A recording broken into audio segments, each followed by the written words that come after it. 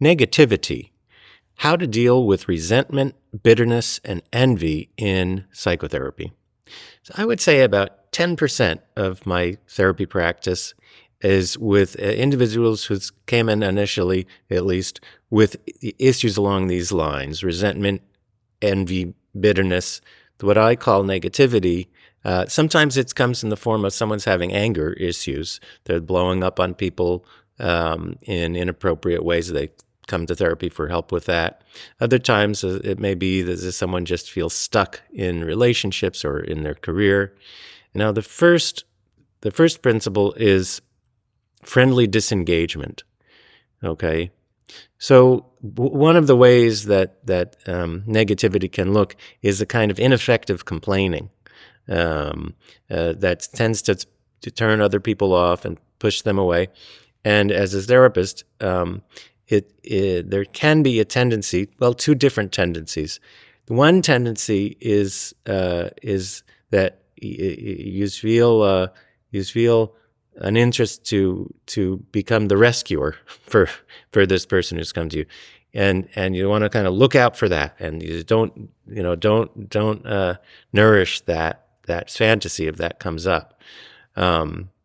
It's one way to understand the issue is that there's a search within negativity for a rescuer, right? And we may need to learn when we're experiencing negativity that no rescuer is going to come, or at least of the type that we're hoping for, right? Now the other thing that can come up is sadistic impulses. the masochism can kind of stimulate sadism because that's sort of part of the dynamic, as we're going to see in a second. You might have impulses as the therapist to kind of set that person right, just get it through your head how things work. And of course you want to avoid that too. And so what can end up looking like is a kind of friendly disengagement from that sadomasochistic process, right? From the ineffective complaining process. Friendliness, but disengaged from that, okay? Because you want to actually help create a different kind of psychological space, right? So so that brings us to the second tool I'm going to offer, which is a way to understand and help its client to understand what may be going on. Okay, and I've found that when someone's dealing with this issue, the following way of understanding it, the following lens, if you will, often resonates with the person and ends up being helpful. So one way to understand what's going on in this negativity process is you have these different parts of the self. You have a kind of authoritarian parent within the self that's that's saying, I know exactly what you need to do. You need to do this, that, and the other. And why won't you just do it? And this person dealing with the negativity often will say, I know what I need to do. I don't know why I can't just do it. Right? But that's often the voice of this kind of authoritarian parent figure. You should clean your room. You should exercise once a day. You should do this and that and the other. Right? And why can't you just do it? Do these things. It's like a sort of authoritarian, little bit of a know-it-all parent figure that's expressing it through the person's psyche. But then there's another part of the person, which is like a child figure who refuses. No, I don't want to do that, and I won't. And one thing to understand about each of these parts of the self is that each one is really operating on the basis of a fantasy of total control, a fantasy of omnipotence, if you will. Or rather, the authoritarian parent part has a fantasy of omniscience. I know exactly what you need to do. It's so simple. You just do X, Y, and Z. Why won't you just do it? It's easy. It's simple. Omniscience, right? Reality isn't actually that way. It's not simple.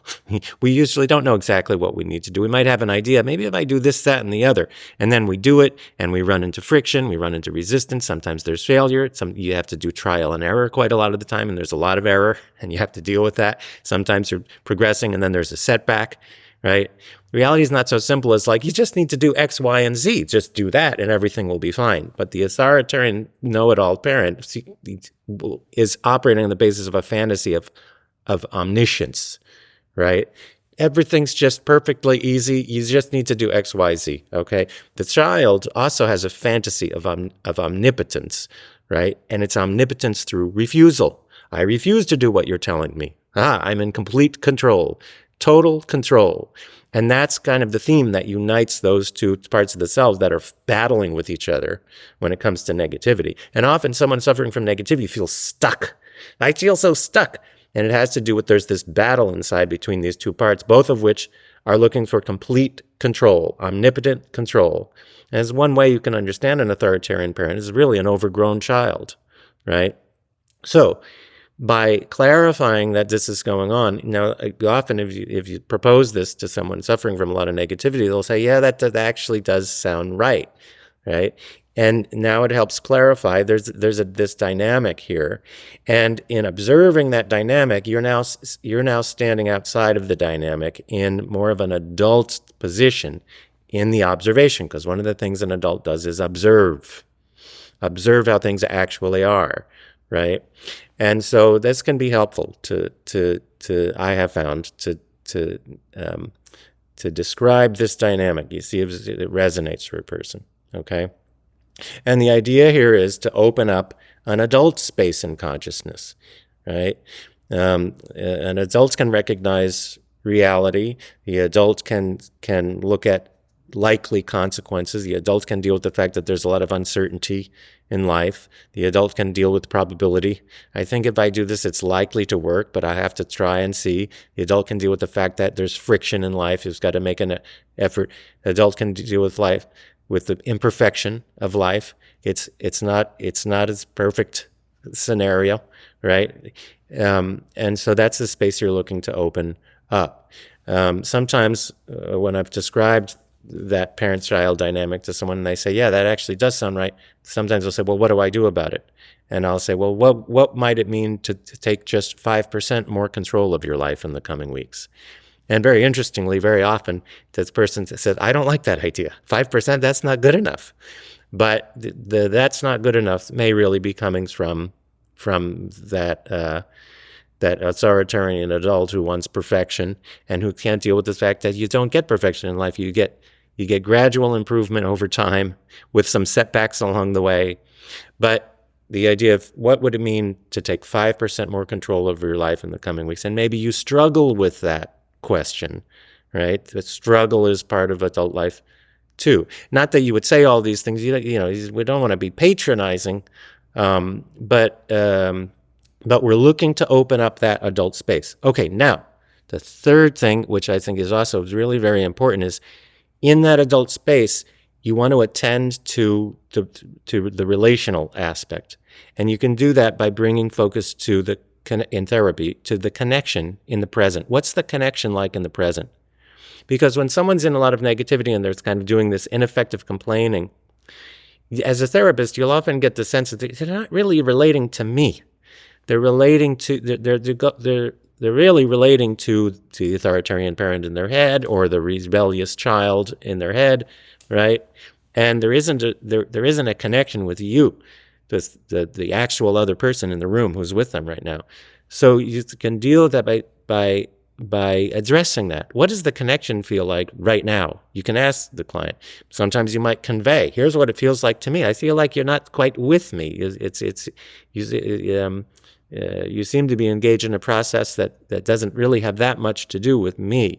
What does the connection feel like to you? Right? And the client will often say, yeah, I feel a little disconnected. And in recognizing that, it opens up the space for a more genuine connection, which is important because if you're going to disconnect from that kind of child-parent fight and get into adult reality, adult reality is not going to be very nice if you don't have any connection with anyone. And very often, someone who has a lot of negativity does have trouble with relationship and connection, right? So you want to attend to that as well and help this person have an experience of real adult-to-adult connection, right? Outside of that parent-child conflict, okay? So again, it's just three principles. There's the friendly disengagement from that masochistic dynamic. There's the elucidation of you could say, the sort of inner sadomasochistic dynamic that may be going on, and then the opening of space for 5% more control and a real relationship in the present. Okay, and this is what I've found is helpful in these cases. Okay, so I hope you find that useful, and thanks for watching.